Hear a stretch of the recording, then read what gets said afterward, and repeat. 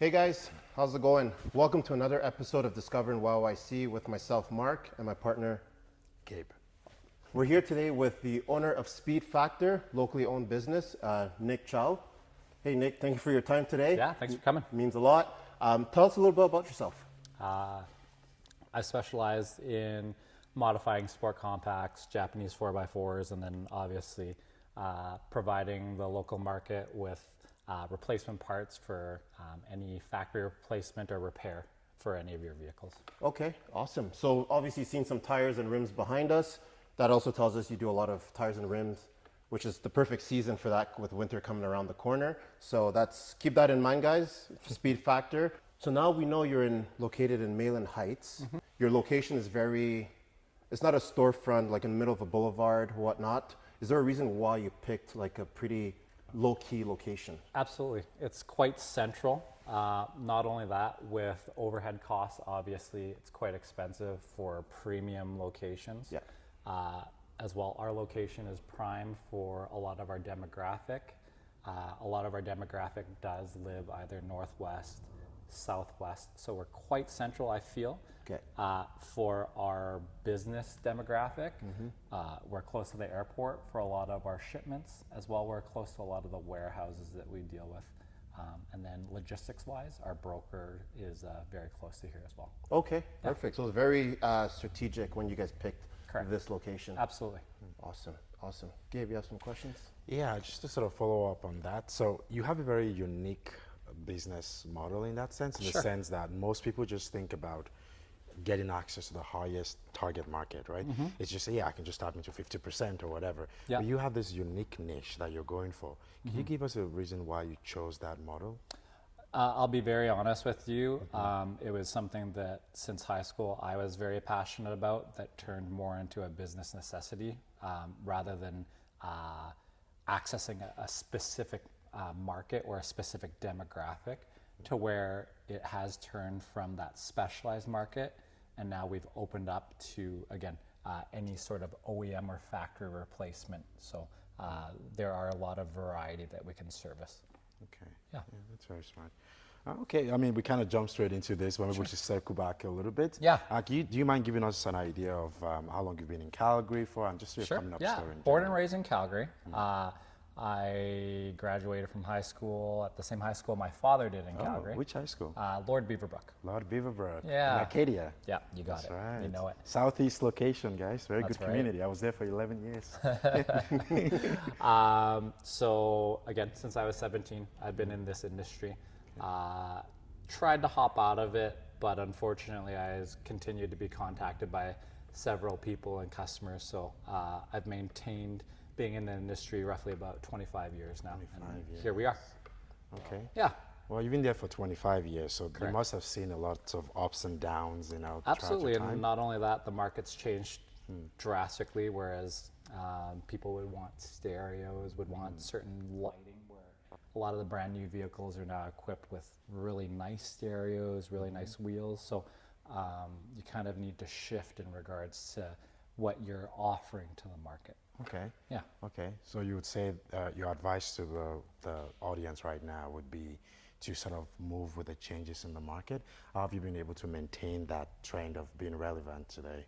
Well, again, more so, a lot of my background is from the modification side of vehicles, to where I've been able to now diversify what I do and what I sell to have that factory replacement, such as wear and tear items, brakes, tires, rather than having to sell something to someone out of necessity.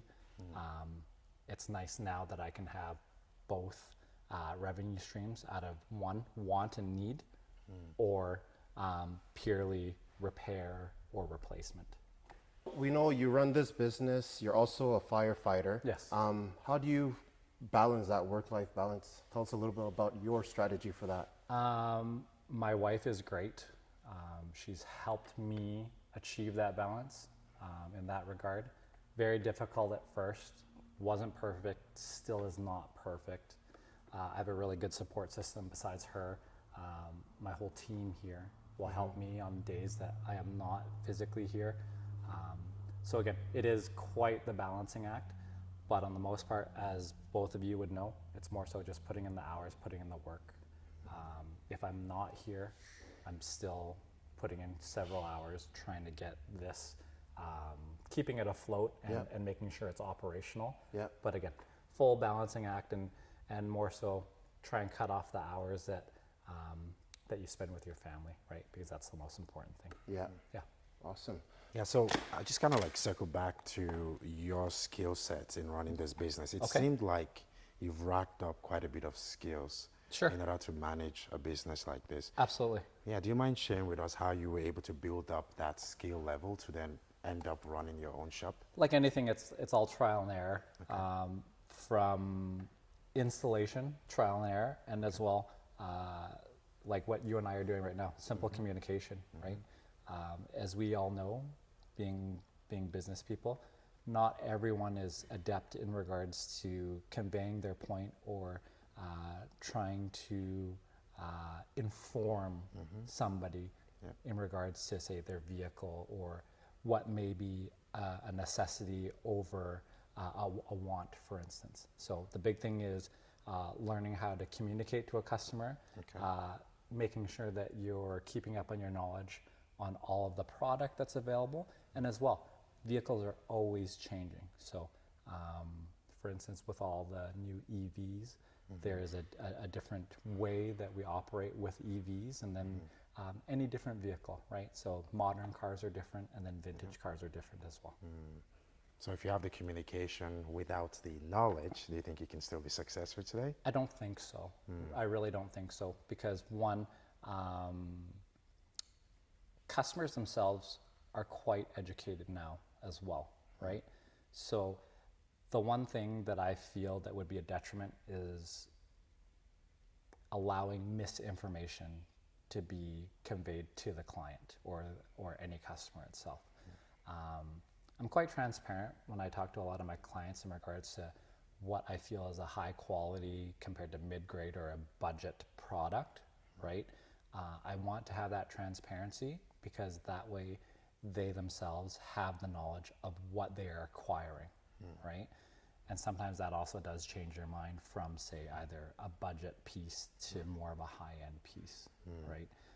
That also gives them options. I also like to let my customers know if they did come to me and there is a product that I was not comfortable in selling them, I'd actually let them know that either one, it would be a detriment or a danger to them, and my preference would honestly not to be to sell that item to them. Sometimes it's just better that way rather than trying to make money, because at the end of the day, if they're happy, They'll they'll always come return. back. Yes. Absolutely. So Yeah. it seems like you build your business with a foundation of trust and education-based sales. That's what Absolutely. it sounds like. Yeah, Yes, absolutely. I love that. I love that. That's what Mark and I try to provide to our clients as well. Absolutely. Agreed. Absolutely. So you've been dabbling in this business since you're 17 in high school. Yeah. So now you took a passion and turned it into a business. Correct. A lot of people say, don't take your passion and make it a business. People say, have your passion as a side hobby and then go get an education and have a career. But you seem to doing very well for yourself with something you had as a passion, turned it into a business.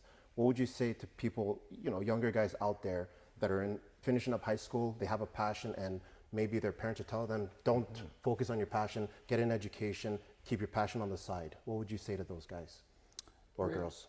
Realistically, at the end of the day, if you find that you are proficient or adept at something, why not chase after it as your profession? Because as we all know, depending on how specialized you get, there is a lot of money to be made. Yeah. On the second hand as well, you need to make sure that you maintain a good mental level-headedness in regards to it, because it can become overwhelming.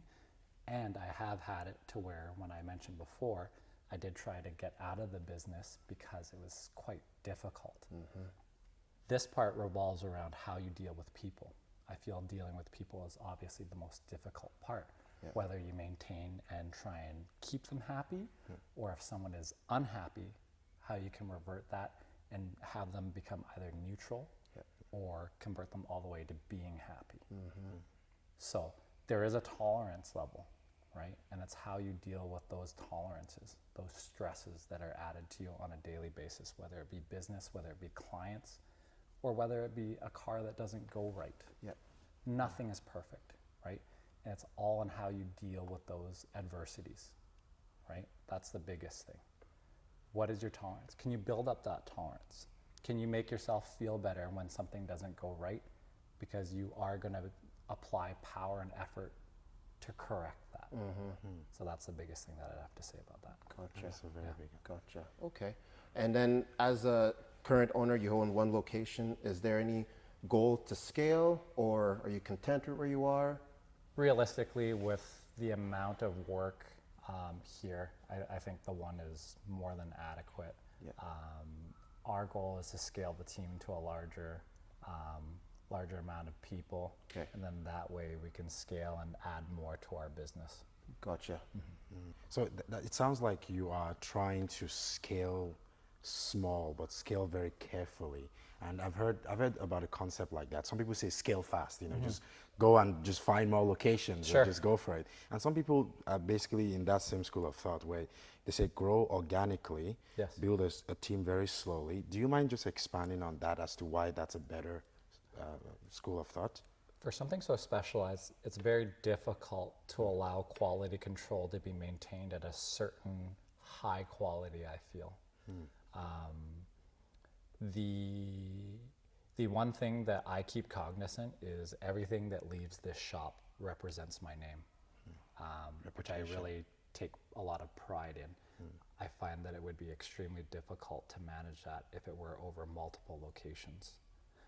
As well, I feel that if we can scale this one particular shop into a high earner, having say multiple techs, multiple wheel and tire staff, multiple sales staff, this is more than adequate for it, and we can still continue to grow within this physical space.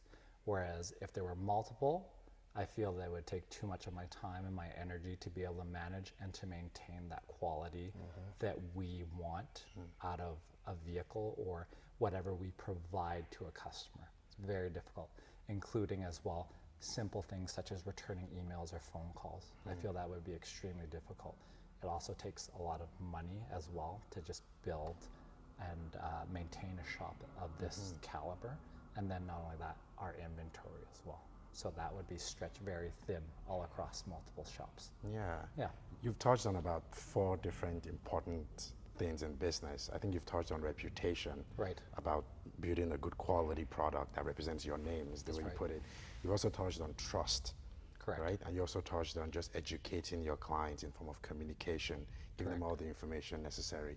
Do you mind just sort of like advising our clients on those 3 important things and maybe how you've also tried to build that over the years? Sure. For anyone who is ever buying anything, whether it be for your automotive, for your home, for instance, ask the pertinent questions. You are making a large investment. Automotive parts and cars themselves are one of the largest investments that you're ever going to make in your life. Rather than throwing your money and then having a surprise in regards to a product or a car or a home that you don't like, you want to make sure that whatever you are purchasing is exactly adequate or exceeds your needs for what you're expecting.